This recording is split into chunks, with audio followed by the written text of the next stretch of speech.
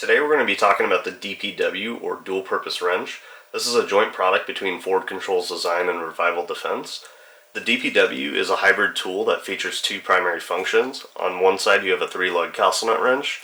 On the other side you have a 3/4 inch muzzle device wrench that's optimized for suppressor mounts. The center of the DPW has a 1/2 inch drive for torque wrenches and breaker bars. We're going to talk a little bit more about the why behind the DPW and why it's something you may want to consider adding to your toolbox. To talk about that a little bit more, we're going to talk about these guys, the armor's wrench, the venerable armor's wrench that many of us probably have one or many of, or have used one in the past. So the armor's wrench comes in at about 1 foot long, and they're usually about 1 to 2 pounds. They feature 3 primary functions: a barrel nut wrench, a muzzle device wrench, and a castle nut wrench. Time and time again, we find ourselves really only using 1 or 2 functions on the armor's wrench itself, and that is usually the castle nut wrench and the muzzle device wrench. So what we wanted to do with the DPW is essentially take a tool that had a combination of the 2 tools that we use the most off of an armor's wrench and make it into a much more compact, easier to carry around, easier to store form factor, which is the DPW itself. We don't often use the barrel nut wrench off of the armor's wrench itself. That's because a lot of newer handguards that come out nowadays, they have a proprietary mounting system, so they'll come with their own proprietary barrel nut, and the wrench usually is included with the handguard. There are still a lot of great handguards out there that are using traditional TDP spec barrel nuts, such as ones from Forward Controls Design and Centurion Arms, and a handful of others out there. But if you are using one of those, we figure you can buy a tool like this, which is the Forward Controls Design CBW, and these 2 tools themselves can do pretty much all of what an armor's wrench does in a much more compact form factor.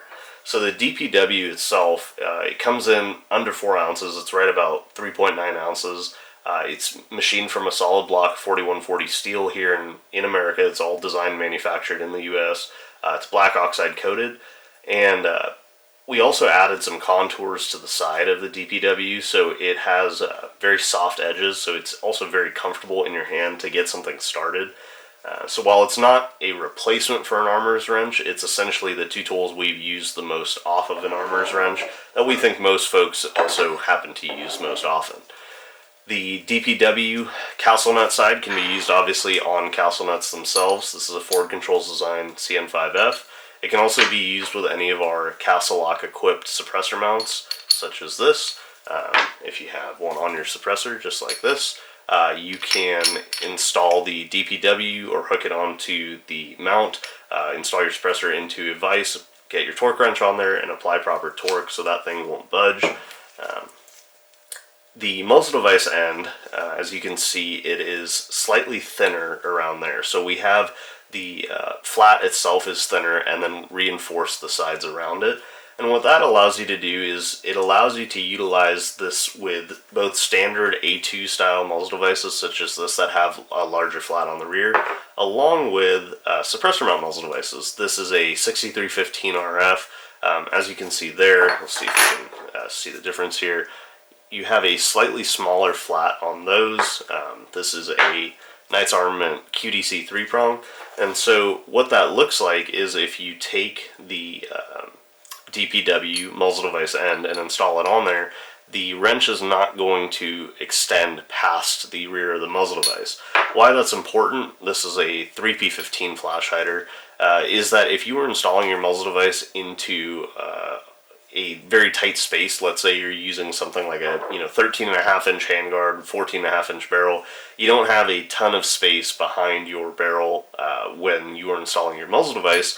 So if your wrench goes past it, you're going to be contacting your handguard. What this allows you to do is to fully seat your muzzle device in very tight spaces while still maintaining a solid lockup on the device itself. These will work great on any suppressor mount muzzle device or standard muzzle device that are equipped with 3/4 inch flats, like any of our RF muzzle devices here.